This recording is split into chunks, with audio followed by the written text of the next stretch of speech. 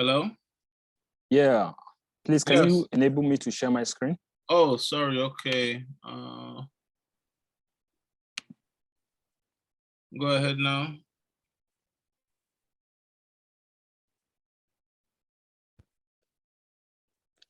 Okay.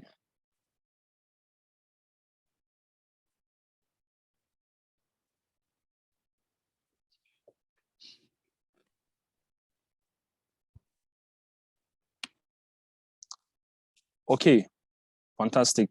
I want to believe you can all see my screen. Yes, we should. I can see it, but everyone else should too. If you cannot, please say something now or type it in the chat. I can see it. And you can hear me very clearly? Yes. Yes. All right, thank you so much, Chike, for bringing me here to speak on Africa for global health. Yes, so quickly. First of all, I want to use this opportunity to give you what my life philosophy is and what brought about this life philosophy. You know, I feel if I'm not thinking of solving any of the world's numerous problems, then I'm part of the world's numerous problems. What brought about this? At a point in time in my life, I worked, in the supply chain management in Nigeria under pharmaceutical subsector of the health sector. And I was in charge of supplying cost-effective medicines, across the country. So this gave me an ample opportunity to visit a lot of primary healthcare centers, for me to engage with the clinicians and what have you. And in the process of doing that, I realized that a lot of people went through hell in this country. Oftentimes I saw women weeping profusely, just because she couldn't afford an anti-malaria worth less than $1. You can imagine how bad it is in this part of the world. So this gave me the opportunity, what can I do to salvage this situation? And this is about the formation of Primary Healthcare Initiative Africa. Now, what do you understand by the word global health? It's simple. Just by being global, it means it transcends from one geographical location to the other. So I have this definition here. Global health is an area for study, research, practice that places a priority on improving health, achieving equity in health for all worldwide.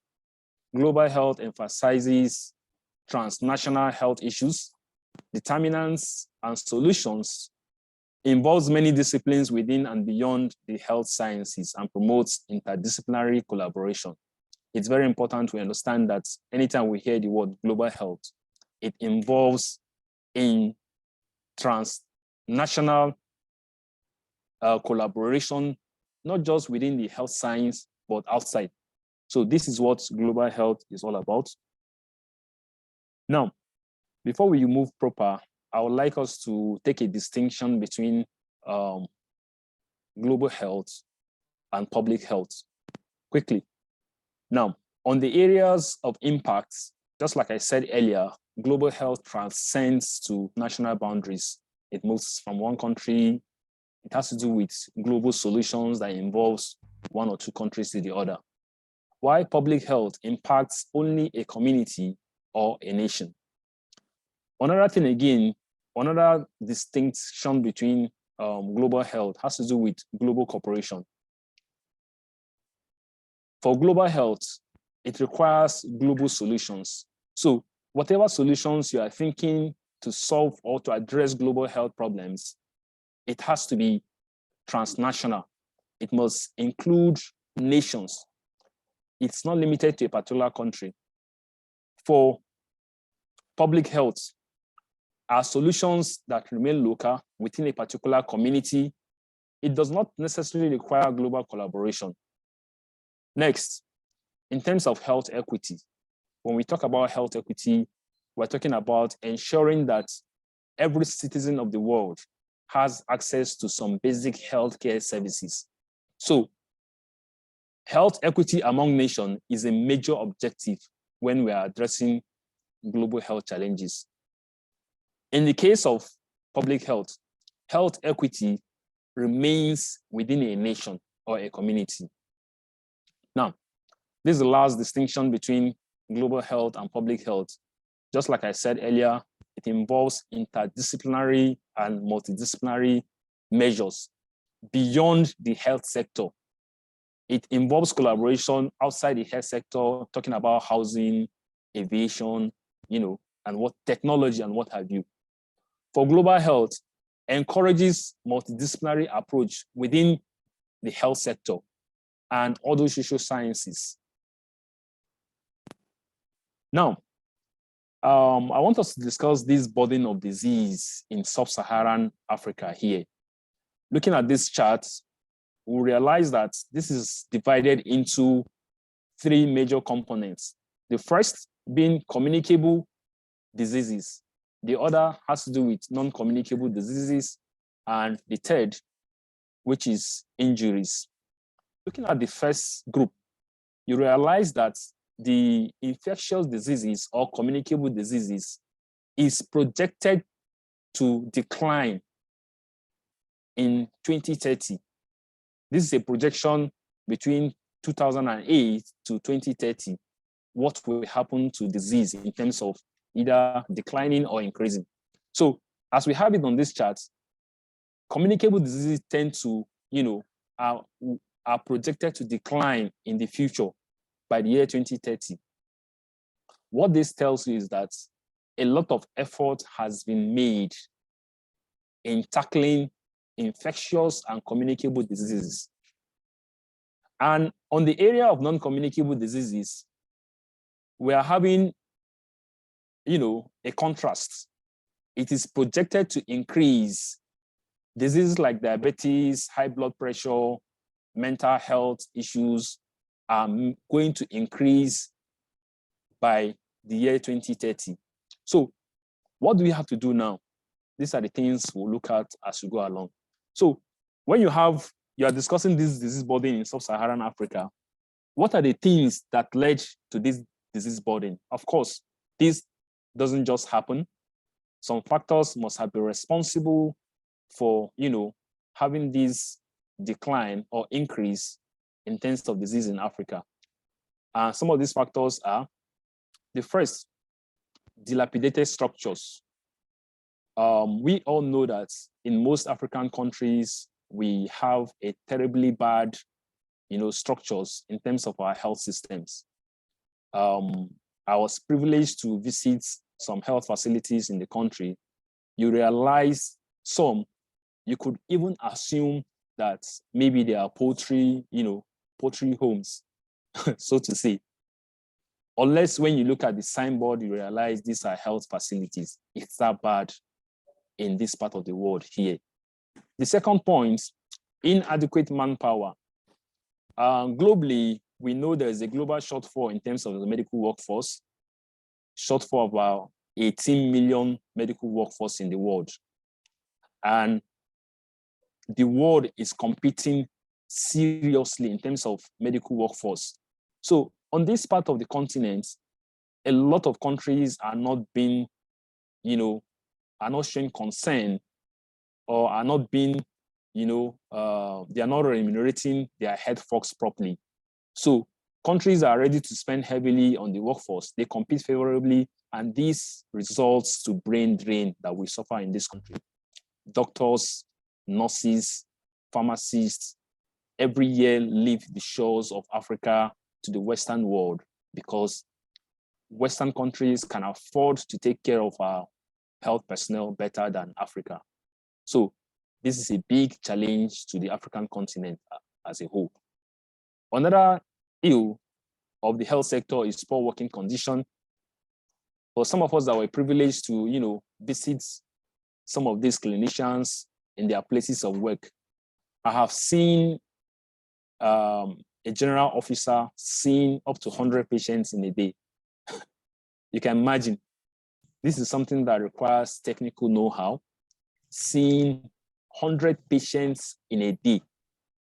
That's way too much.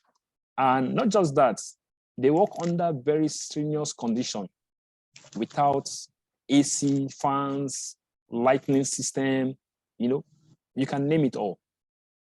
Poor access to health commodities.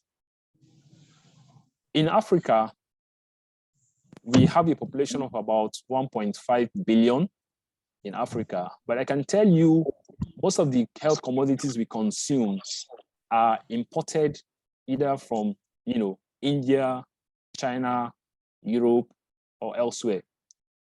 And over 70% of the health commodities we consume in Africa here is being imported. So this is also a problem because oftentimes it ends up being very expensive beyond the reach of most African people. So this is another big challenge. Poor investment in terms of the PHCs, primary healthcare. In the year 2001 in Nigeria, all African member countries sat here in Abuja and agreed that henceforth, individual nation shall invest at least 15% of its health budgets, 15% of its annual budget rather on health. And this is over 20 years after. None of these countries has invested 15% of its budget to health. This is a big blow to the African people because this is something our leaders sat down and they came up with this proposal and unanimously agreed that this is what we need to do in order for us to address the funding challenge in our various health systems across the countries. But this never happened. In Nigeria, I can tell you our health budget is less than 5%. And this is why most of our leaders are less concerned about seeking healthcare services in the country. They would rather go out in search of, better health system. I have never seen a situation whereby maybe the American president or the Canadian president or the French president will visit an African country for medical tourism. I can tell you that can never happen for as long as we live. But on every blessed day, every time in Africa, our leaders fly out of this country in search of medical tourism. And these are leaders that were meant to, put things in proper perspective, but they are not doing that. And as an organization, sometime last year, we launched a campaign called Nigeria Medical Tourism Ban. This is a policy-driven advocacy whereby as public officers, you are not supposed or it is illegal for you to travel out of the country in search of medical tourism. So long as you're in the public service, because you were elected, because you told the people you could fix things right. So it is expected that we fix the health system. And poor infrastructure, most of the infrastructures are in their poor situation. Poor community participation, and the few staffs that are available, because of the brain drain, we are left with some of the staff that, don't have the requisite training, the requisite expertise and experience to handle most of our health concerns here in Africa. So this is a big blow to the Africa health system. Now, having stated these ills, what do we need to do to address these challenges raised? Now, way forward for Africa. I categorize them into 5. The first one, strategy number 1, achieving and sustaining universal health coverage through a revitalized primary healthcare approach. It's key. We have this at the back of our mind. So, revitalization of the PHC is the cornerstone in terms of advancing the cause of universal health coverage in the world. And for us to do this, it has to be anchored on 6 pillars of health system strengthening, which you have on the chart. The first is service delivery. We need to ensure our healthcare service delivery is top-notch in terms of quality, in terms of accessibility, in terms of affordability, in terms of the use of appropriate technology and community participation. It has to be top-notch. In terms of human resources, we don't have to shy away from the fact that even the world is in dire need of medical workforce. And the world is competing seriously with other nations in terms of having the best medical workforce. And other countries are willing to spend heavily to ensure they keep and retain the best in terms of healthcare delivery.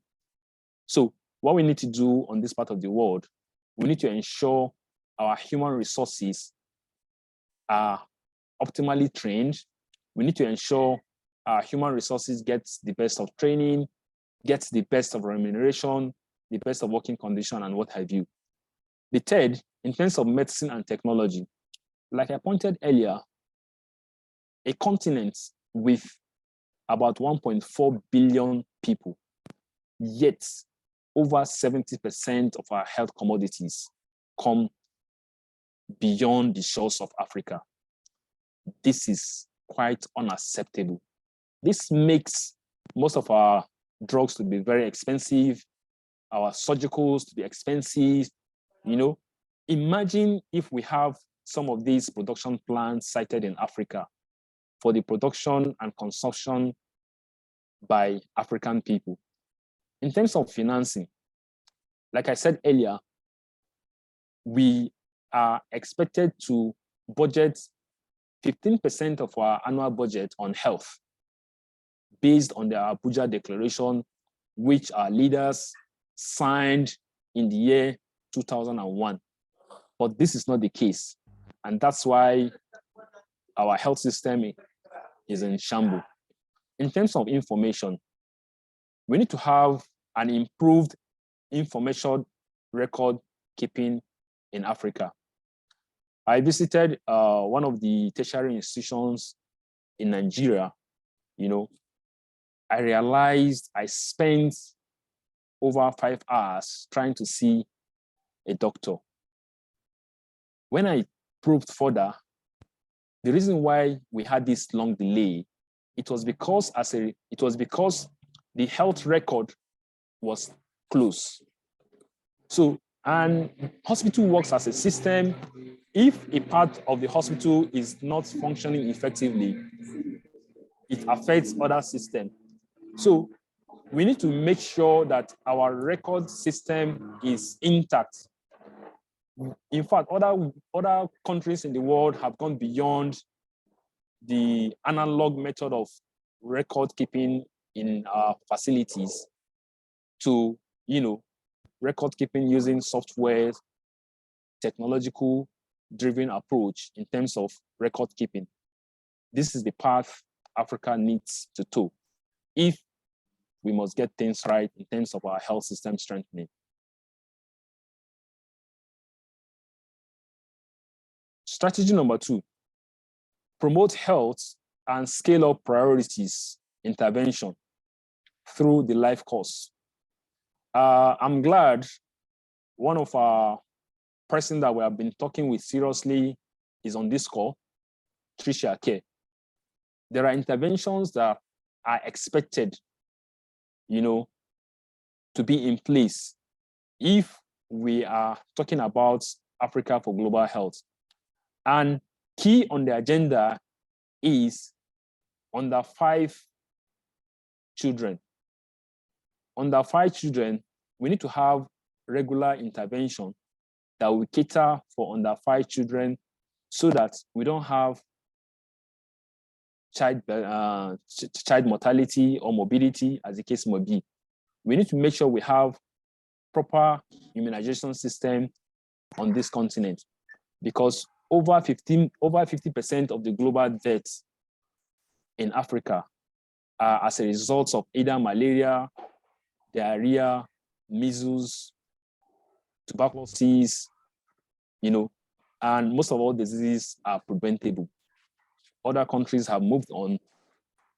Under 5 children, don't die of malaria. In fact, they don't even know what malaria is. But so sad, in Africa here, children die of malaria. Malnutrition, it's seriously eating us up in terms of addressing under 5 children challenges on the continent of Africa. Every year, over 800,000 children die in Africa as a result of 1 or 2 complications related to either diarrhea, malaria, or one of these preventable diseases. This is a wake-up call for the continent of Africa. Now, maternal deaths, it's on the increase as well. I see no reason why a woman's life should be taken because she's trying to bring life. This happens sometimes due to our negligence, due to our ineptitude in terms of our approach to addressing these concerns. And no wonder we advocate for maternal antenatal visits in Africa to ensure that our women visit health facilities prior to becoming pregnancy and during pregnancy and even post-pregnancy. They should have visits to the facility to see our clinicians so that 1 or 2 concerns will be addressed. A lot of women die every day in Africa due to, pregnancy-related complication or birth-related complication. Postpartum hemorrhage is on the increase, especially in the northern part of Nigeria. People die due to bleeding after giving birth. Let me share a story quickly. My wife delivered a certain time in a hospital. Just for me to drive home and get some stuff for her. Immediately I came back, I realized she was unconscious. She was being transfused blood because she bled, she almost died. But because she delivered in a health facility, the health facility that has her clinical records, her blood group, and they were able to attend to her by transfusing blood immediately to her, even without my consent, without my knowledge, because it's an issue of emergency. So what if this woman had delivered at home? What do you think would have happened? Possibly she may have lost her life and that of the baby. So strategy number 3, we need to scale up priority interventions for communicable diseases and non-communicable diseases, which will enhance universal health coverage. The woman's picture you see here was a particular woman during our community program that we did to mark the World Heart Day. This woman's blood pressure was taken and she measured 184 milliliter of mercury,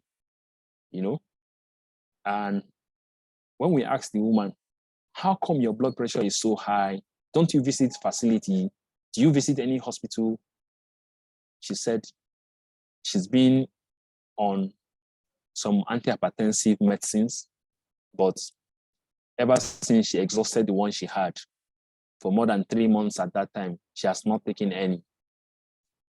So imagine if this poor woman was covered under a health insurance scheme. And this brings me to the point of health insurance. In Nigeria today, less than 5% of Nigerians are covered under health insurance. This is pathetic. This is unacceptable. We talk about other countries in Europe and America having universal health coverage of up to 90%. A country like Canada has a universal health coverage of about 90-something%. The US, over 90%. Israel, over 90%. Coming down to Africa here, Rwanda has over 70%, Gabon 40%. And in Nigeria, the giant of Africa, the most populous Black nation, has universal health coverage of less than 5%. And this brings me to our campaign, which we launched.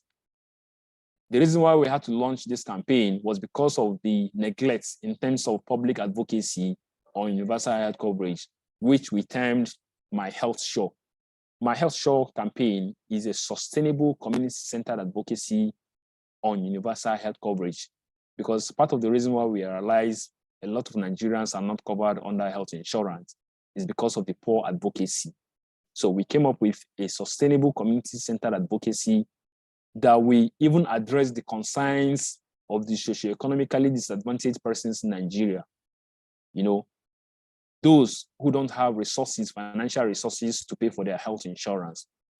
We encourage them to leverage on recyclables in their environment, plastic, you know, batteries, condemned batteries, and what have you, any recyclables in exchange for health.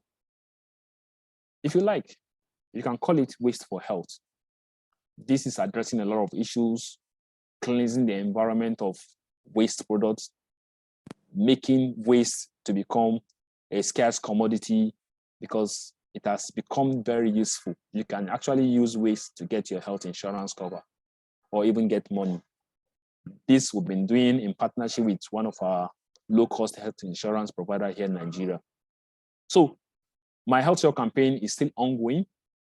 We are not going to relent until we push for the advancement of universal health coverage in Nigeria.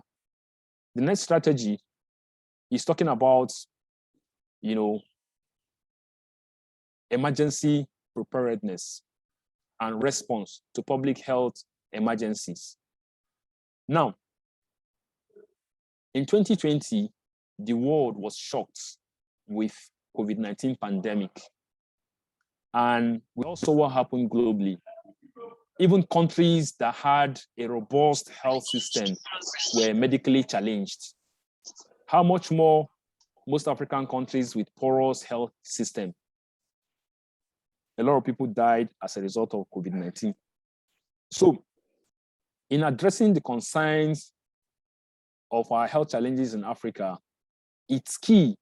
We talked about the principles of emergency management, which were categorized under 4 caps. The first is prevention and mitigation. We need to ensure there is a lot of investment in terms of prevention of diseases, even before they happen. We need to ensure that our health systems are well strengthened to be ready, to be pandemic ready. Perchance it happens. Because COVID-19 pandemic, it's not going to be the last pandemic, I can assure you, because we've had others before COVID-19 pandemic. And what about zoonotic diseases? The common one is monkeypox. Ebola is there. There are quite a number of infectious diseases that we can be exposed to if our health system is not ready in terms of prevention and mitigating these from happening. In terms of readiness and action, perchance there is an outbreak of disease. We have to be disease ready to approach, to curtail the spread of the disease through proper monitoring, surveillance system, tracking. We can address this disease.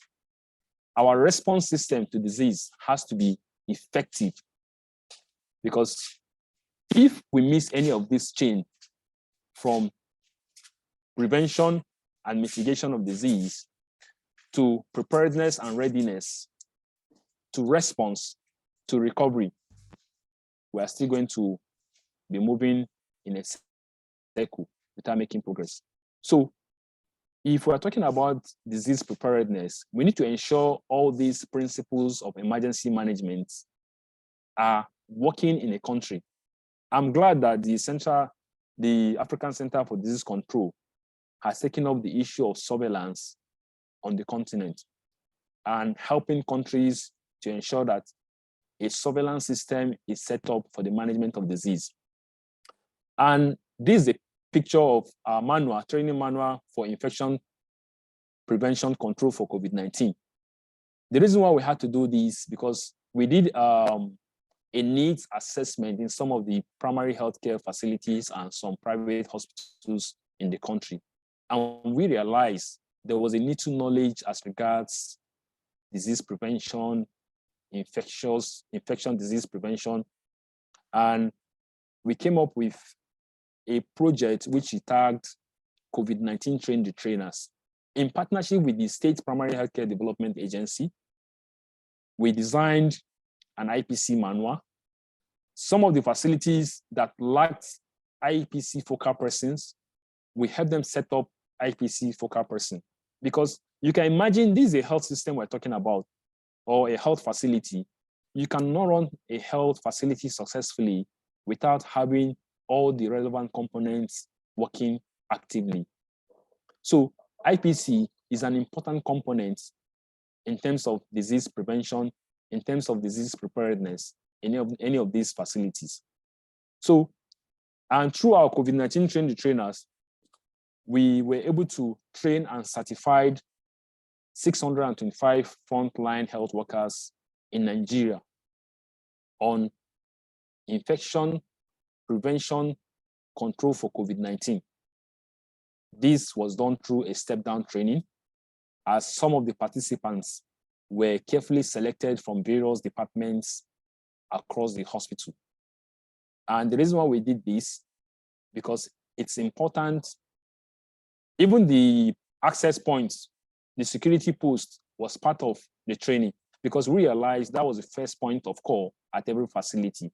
So if you want to prevent disease, it has to start from the point of contact, the first point of contact, which is the security post. They need to understand how to protect themselves, how to protect the visitors that will be coming, the patients, and protect the personnel as well, and the community at large. The fifth strategy, which we call promote partnership, collaboration, and resource mobilization. There is no how we can achieve global health if there is no regional, national, and global collaboration. And this brings me to what I mentioned earlier concerning some of the partnership that we may be having as time unfold with one of us here. She's in America. We've been working on mega quests to end malnutrition in Africa. It's quite a big task. It requires a lot of resources, but we've been working assiduously on how funds can be raised to address malnutrition issues in Africa. And mind you, don't forget, Africa, or rather some part of Africa, is a crisis-driven area. There is a correlation between crisis and malnutrition. Even in northeastern Nigeria, when we had the cases of Boko Haram at its peak, millions of children suffered from malnutrition as a result of displacement they suffered. You can imagine being forcefully moved out of your environment for you to take refuge elsewhere. You cannot get the required food you need, because you must have lost your means of livelihood. You are now dependent on either the government or any of the development partners, that's into that.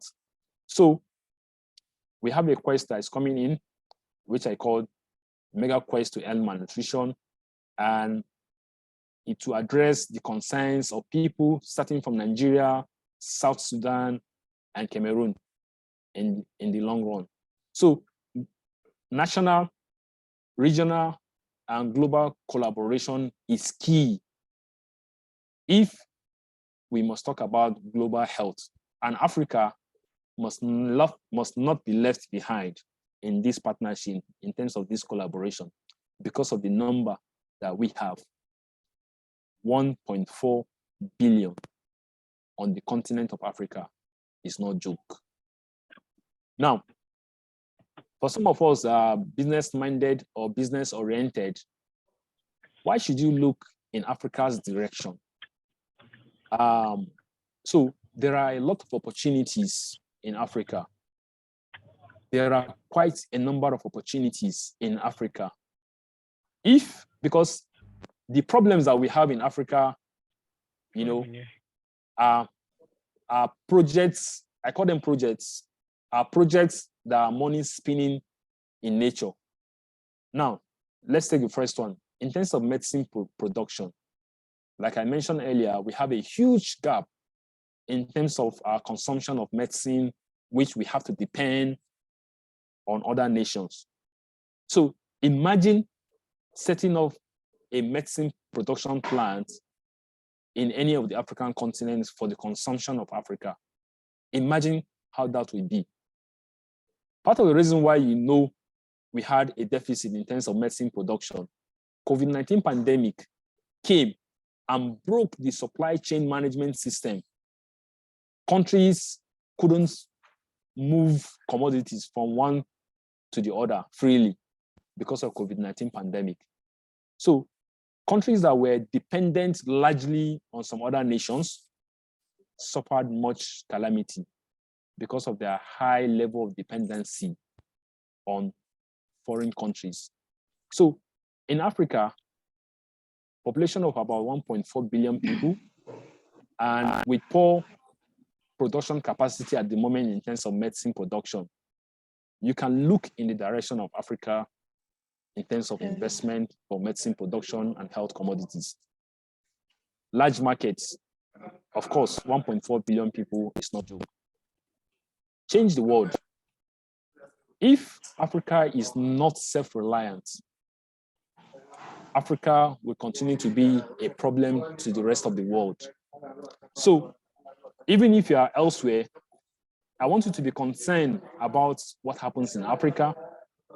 I want you to be concerned about the crisis in Africa, because imagine if there's a crisis in Cameroon, or imagine if there's a crisis in Morocco. The neighboring country like Spain will have no choice other than to entertain quite a number of refugees from Morocco. Imagine if Nigeria, there is a crisis in Nigeria, a lot of countries would have no choice than to accept refugees from Nigeria and Africa at large. So by investing in Africa or focusing on Africa, you are changing the world. Health security, we have a big concern in terms of our health security. You know, that's why we need to ensure that health commodity in terms of our vaccines, COVID-19 vaccines, we should have a production hub on the continent of Africa if we are concerned about health security. Because we cannot have health security when there is a breakup in terms of our chain, in supply chain, in terms of our health commodities, or in terms of, losing our best brains in terms of our medical workforce abroad. There has to be a balance. Africa should be able to produce its workforce to cater for Africa and possibly, export some if need be.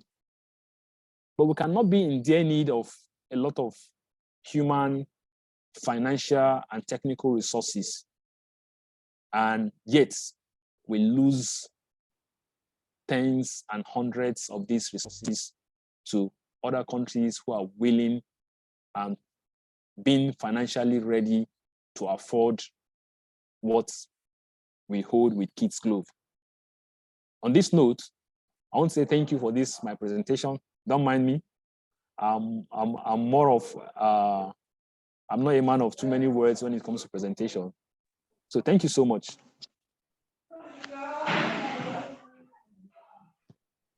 Thank you, Zakari, for that very interesting and engaging talk. Lots of good stuff you shared with us. Before I get going, I just want to encourage everybody, please mute your mic when you're not presenting.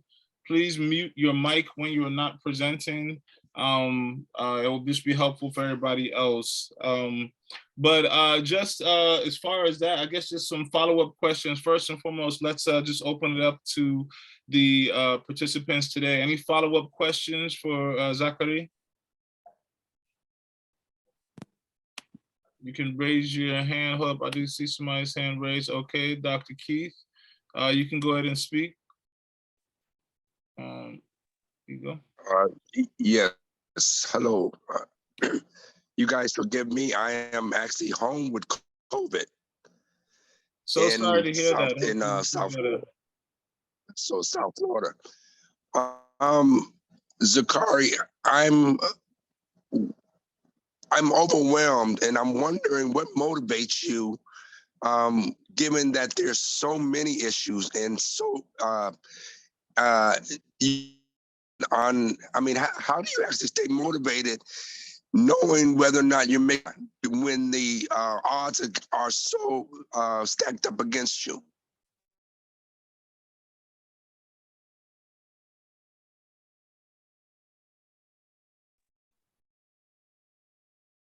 Sorry, I didn't get that. He said, how do you stay motivated when there's so many odds stacked against you? When you have challenges, how are you staying motivated to be able to keep pushing forward with your work? Thank you. Let me just take the questions so that I can respond to them all. Okay. And anybody else? Any other question? Hi, I had a question. Okay. This is Trish Kerr from New York, and Zakari and I are actual classmates through Quantic. Zakari, your presentation was amazing. I learned so much. I would love a copy of it, and I just feel really blessed to have crossed paths with you, honestly. The work that you're doing is fantastic. I was just curious what your thoughts were about that, the national commitment to the healthcare system, that 15% that was supposed to be allocated and was pledged 20 years ago. I know this year is the Year of Nutrition for the African Union.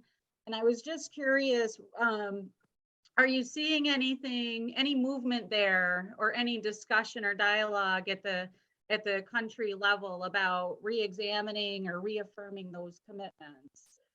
Because I do think that's really such a crucial piece of all of this, is, that investment. Without that investment, there's there's not kind of that baseline funding to support some of the initiatives that you're trying to put forward. So thank you. Thank you. Just to be clear, you're asking about investments, like where does he find the money to do the work? Well, I think he had mentioned that there was an agreement in 2001 from national commitment from different countries in Africa to support, to invest in health and provide that kind of baseline funding to support the primary healthcare system. And coming from that national level, it sounded like there were pledges made but never followed through on. And I was just curious if there's been any consideration for that in this particular time when food security and healthcare needs are so critical and being stressed so much right now, that kind of national funding seems like it would be essential to support some of these health initiatives. All right. And I didn't know. Thank you very much. Yeah. No, it's clear. I got the question. Thank you. Okay. And then Ahmed, you wanted to ask a question? He wants to take all the questions together. Okay, thank you for giving me this opportunity, and also for arranging this discussion, especially from you. And I'm really very happy to hear the presentation from such an experienced and expert in the field and a leader, Zakari. May I call him Zakari or Dr. Zakari? Okay, Mr. Zakari. So yeah, I'm also in this in the health sector. So the presentation was such an interesting area where I sometimes ask myself about how Africa can be transformed in terms of healthcare service delivery and overall universal health coverage for our population of 1.4 billion people right now, but it will be expected to grow exponentially again.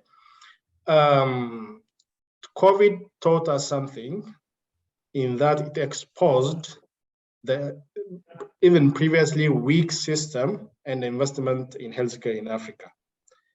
And when you look at the past 2 years of 2.5 years of COVID experience and the reaction and the response of various governments, including international organizations like WHO and many donor countries, the approach looks like not global. Instead, it is, even though the COVID was global, there's a old perspective of international health where you support some other countries to keep the burden out there, not to come to you, instead of collaborating the way Zakari here presented.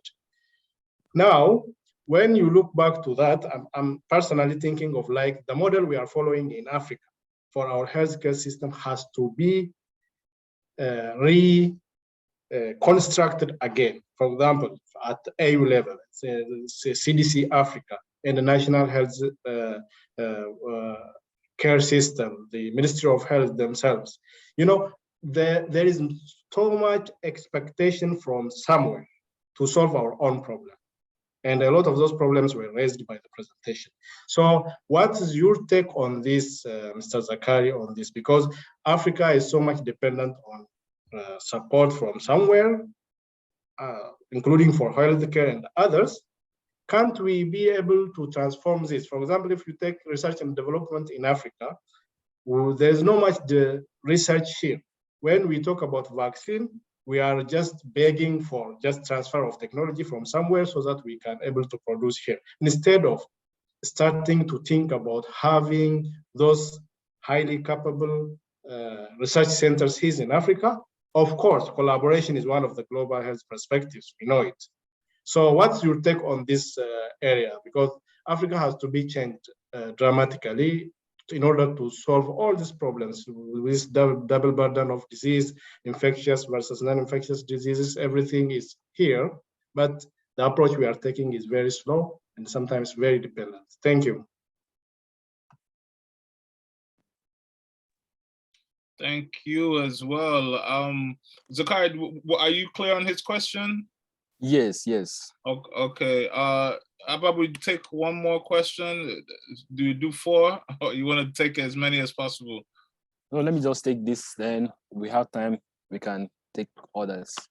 Okay. You want to take these first 3? Yes. All right. Nda, I see your hand. Afterwards, we have time. We'll come to you. Okay. The first question by Dr. Kate Clean Skills. How do I stay motivated when the odds were all against me? So like let's start from my life philosophy, because at a point in time in my life, I didn't know what I wanted actually. I was just jumping from one point to the other, not until I defined a clear-cut life philosophy, which is my drive at the moment. And let me take this life philosophy again. I feel if I'm not thinking of solving any of the world's numerous problems, then I'm part of the world's numerous problems. Yes, it's quite broad. But for me, due to my level of exposure, due to my expertise and exposure has always been within the business community and the health sector. And that's why I feel whatever I'm doing at the moment, it has to be between these two particularly. So my drive, or what gets me motivated, is just my life philosophy, which I've just stated, because I realize I want to solve problems. No matter what, we'll try as much as possible to see how we can garner resources, financial resources, human resources, technical resources, whatever kind of resources, in addressing the concerns of people in Africa, particularly as it relates to healthcare, you know. So this is my motivation. And this, in my room, I have it hung somewhere. I look at it in the morning, and before I go to bed, I look at it. It gives me this kind of motivation. Just today, I had a discussion with a fellow with the West African Institute of Public Health, of which I'm part of. She works with National Health Insurance Scheme, and she reached out to me stating areas of collaboration on the need for her to volunteer with the organization I'm currently heading as regards our area of expertise, which is health insurance. And we talked about bureaucracy in the public service, which is quite a big issue.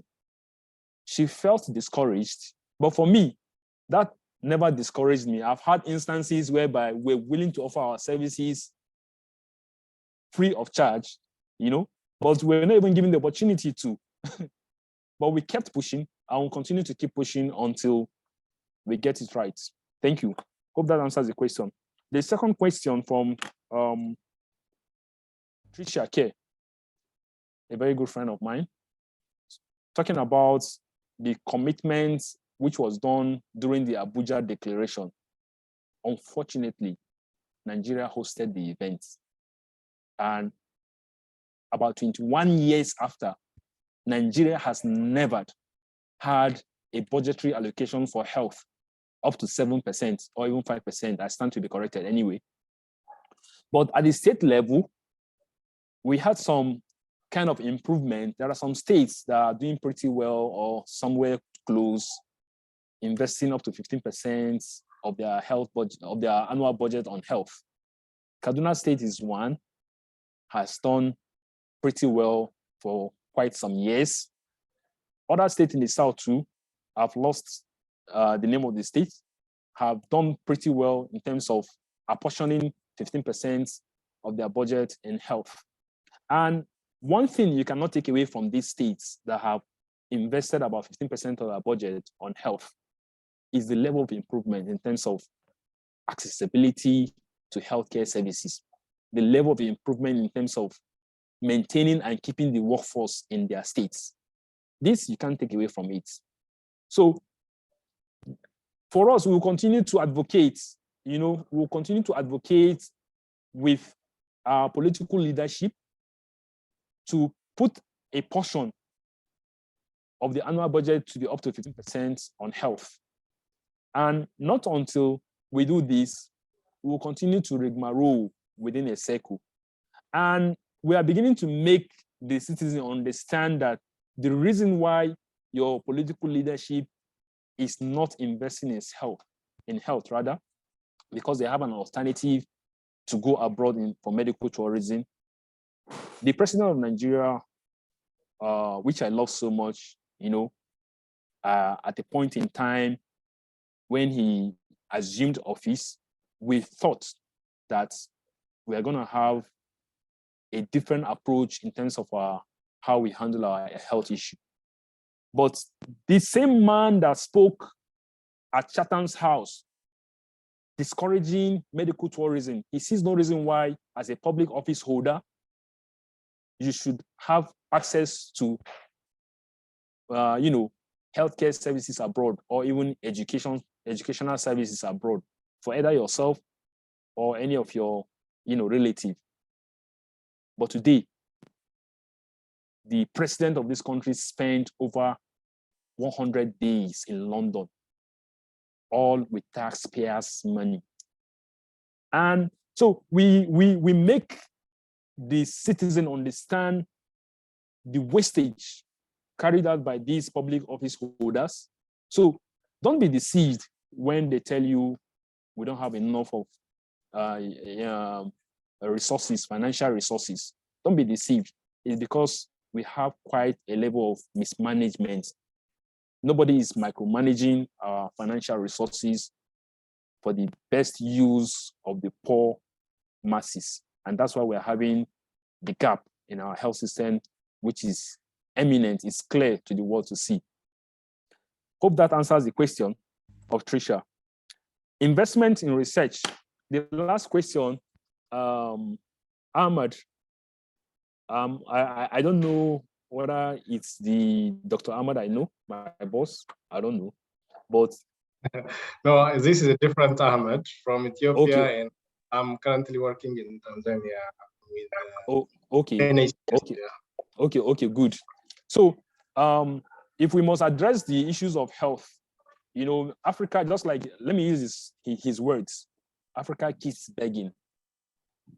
Because the reason why we're begging, or we seem to be begging, because we have not shown political, or we have not held our leaders to show political leadership in governance.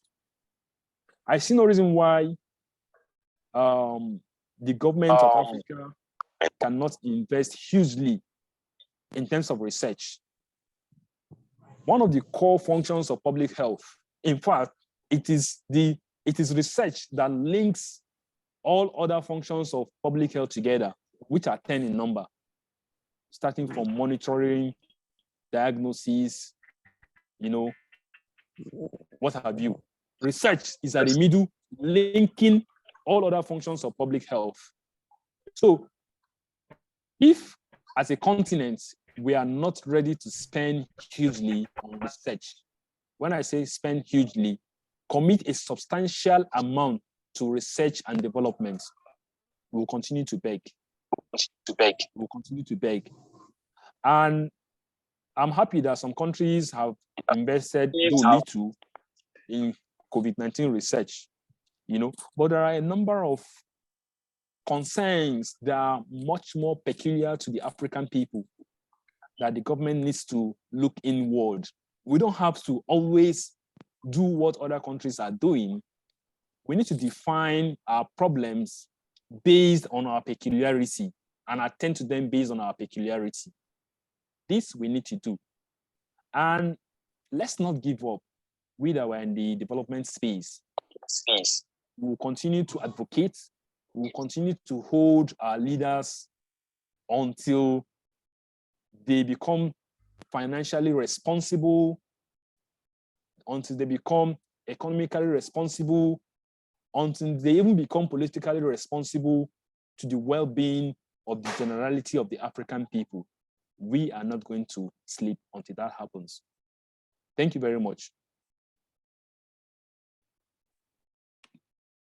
Thank you as well. Okay, Nafiu has the hand up. Let me see 1 second. We can take about 2 more questions. If anybody else would like to ask a question, you can go ahead and ask now. Okay, Ahmed says thank you. Zakari, all right, Nafiu, you want to go ahead? Thank you very much for this wonderful session. I'm actually thrilled for this insight information that we got from the presenter. So my question is, but excuse me, please, before the question, let me say that by virtue of my advocacy work with one campaign, we have just launched a report on primary healthcare service delivery for the period of 2 years, which we are having last week also. So I understand most of the states that are lacking in our report is because they lack collaborations. So now I want to ask the presenter, how do you think strategically we can form a very strong synergy for collaborations between the maybe intergovernmental or maybe public-private partnership like that to achieve improve healthcare service delivery in Nigeria. Thank you.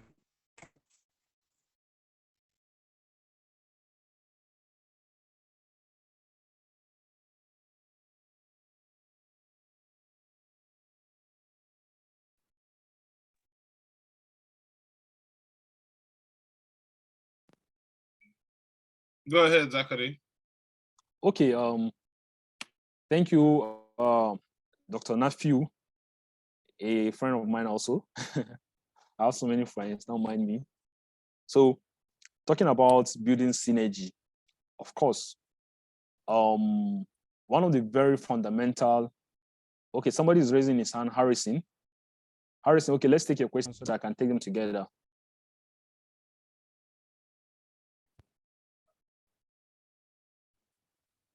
Okay, seems not to be ready. So one of the very fundamental. Hold on, sorry, Zakari. There's also Evelyn asked in the chat.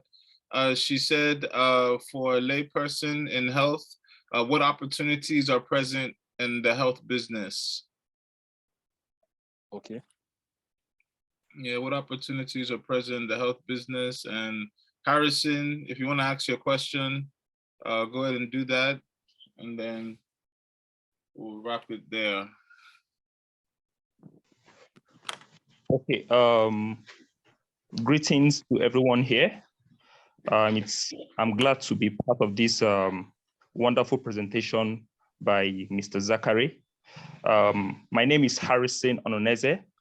Fortunately enough, I happen to work alongside with Mr. Zakari. Zakari is my executive director, and I currently work in his organization as the director for program and strategy. Mine is more like an accolade and more like a contribution. I draw a lot of energy from Mr. Zakari, and when Zakari speaks, and you see the kind of passion that comes from him, the kind of ideas that comes from him, I personally, as a colleague, get motivated. I draw energy a lot from him because he is actually a problem solver, a solution provider, a goal getter, and someone who sees beyond a problem. So I want to use this opportunity under the Quantic Pan-African Alliance to congratulate him and to tell him that in this quest, on public health, solving Africa's problem in terms of health, that he is not alone. We are together in this, and we ensure that whatever odds that we are experiencing in terms of the challenges from the leadership of the African government, we'll keep lending our voice both to the stakeholders, both to the public office holders, until they hear and they realize that health is the nucleus of every nation. In any nation whereby the health system is in shambles, then that nation has failed as a country. So once again, I want to use this opportunity to congratulate Zakari. He had a very wonderful presentation, and to the organizer as well, thank you very much. And I hope to learn more from each and every one of us here. Thank you. Thank you as well. Thank you so much. He's definitely very passionate and very knowledgeable. And it's been a very great presentation. So thank you for that accolade for him.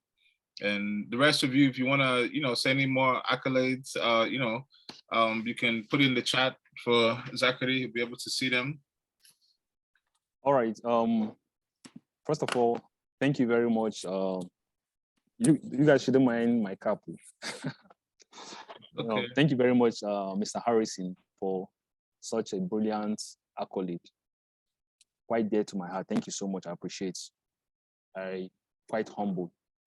Now, coming back to Dr. Nephew's question, or rather, should I say, question rather, how we could build synergy, collaboration with one another, or how we could extend our hands of fellowship to public institutions and private sectors and what have you. Now, for the private sector, I don't have a headache with that because they are business-minded persons who are ready to, solve a particular problem. They are profit-oriented. So whatever collaboration you want to have with them, they need to look at what's the win-win situation for them to be part. What's the reason for them to be part of this collaboration? In as much as you're able to pitch your idea fantastically, they key into it and they bought into it. I'm fine, you don't have a problem with that. And we've had quite a number of collaboration with 1 or 2 private organizations seamlessly. But on the area of public organizations, because of the bureaucratic bottleneck that exists in some of these public institutions, with some exceptions, we oftentimes use the media to engage them, because government people, they hate the media because you are bringing their dirty linens to the public openly. So if you want action, the best way to collaborate, in December, we did what we called on-the-spot watch assessment in some of the PACs in Kaduna for us to assess the water, sanitation, and hygiene facilities in terms of water, toiletry facilities in some of the PACs.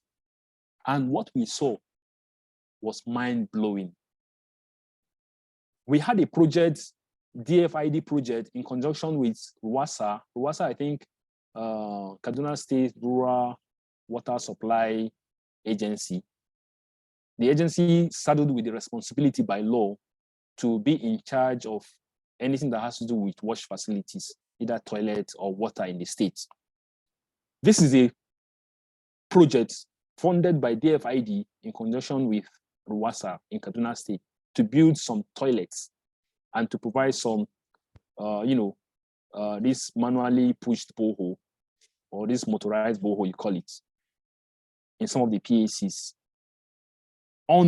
While carrying out on the spot assessment, we realized some of these things were built and they were never commissioned, and they have gone bad. And if you look at the quality of the job done, was abysmal, was unacceptable. You know that corruption was at its biggest level of play.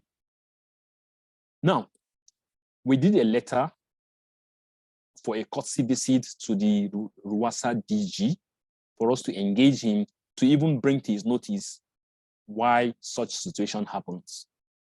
But as I speak to you, more than 3 months, I think more than 3 months now after, what am I even saying? More than 5 months after, because we did this in December, or 7 months, no response from the agency. So we have done a follow-up letter, no response. So the next point of action now is to go to the media and blow it out there. Because, and I believe oftentimes when we do this, they will begin to engage us. Okay, what is the problem? We made the effort to talk to the DG, bring to your attention of what happens, but nobody gave us listening ear. So one of the best ways for you to have this collaboration with some of these public office holders, try as much as possible to engage them through courtesy visits and see areas we can partner together. Some will give you listening ears, some are not ready because nothing is going to come out of it. You know what I mean? So, but don't be deterred, or don't be relent. Don't feel, depressed because nobody has listened to you. You have other alternatives that your voice can be heard far beyond the shores of this country. Use that to your advantage. Blow it up. Write, and the next point we are trying to do concerning this RWASA, we would write to DFID, concerning that project.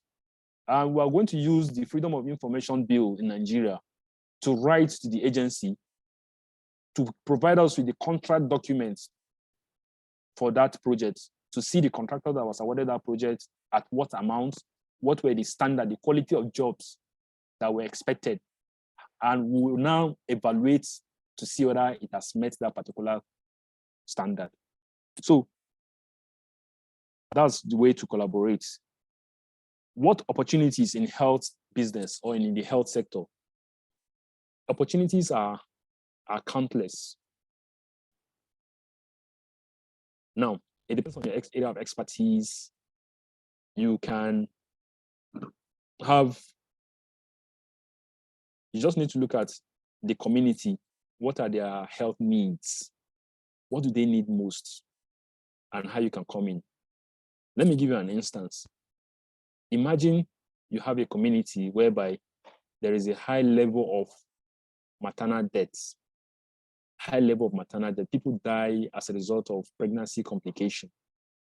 One of the best ways, one of the opportunities that you have at your disposal is maybe have a nursing home. That's a technical area. You might not have the technical know-how to meet the requirement by law to have a nursing home. But as an entrepreneur, that's why you leverage on other people's resources or other people's expertise. All you need to do, you need to get a member who has met the requirements to be part of your team, and you apply and you'll be granted. So you can invest in a nursing home, you know, having a nursing home for pregnant women where people can come for antenatal, you know, give birth, you know, ensure that they give birth under the most hygienic condition, and the babies, you know, they get immunization as at when due, the mothers are properly catered for. Doing this, you're not only an entrepreneur, you have become a social entrepreneur, solving a lot of social problems, you know, by providing healthcare in exchange for a token, and at the same time, solving the problem of the need of the people. So even your business has a better way of enjoying some kind of social corporate responsibility on the part of the community to safeguard and protect your business, because truly you're solving or you're closing a particular gap, which is quite eminent in that particular society. Another area that we need to look out on this part of the continent has to do with the area of telemedicine, which is on a very low key on this part of the continent. Whether we like it or not, the world is going global, and Nigeria as a nation or Africa as a nation has to measure up in terms of meeting up with some of these global technological breakthrough. In India, there are a lot of telemedicine persons that have contacted me from India. I was just wondering, is India the telemedicine hub in the world? I don't know. So I'm wondering how I wish Nigeria can become, or Africa can become a telemedicine hub. You can look into supply chain management in healthcare. There are quite a number of opportunities, but the only thing in health is that health is a very technical area and it works with a lot of regulation. So you need to be mindful of the requirement by law, and how can you meet these requirements should also be at the top of your mind. If you don't have the technical know-how, you need to go into partnership with somebody who has the technical know-how, you know, while you gather the resources, you know, get angel investors or what have you. Or if you want to go through bootstrapping rather, maybe through friends, you know, family persons, you know, to get your, or fools as the case may be, to get your funding. It's left to you. So hope that answers your question. Don't mind me. I mean, I'm not an academic person, so permit me if I cannot do justice to your topic, but it's something that maybe we can think beyond just this platform on some things pertaining that. Thank you.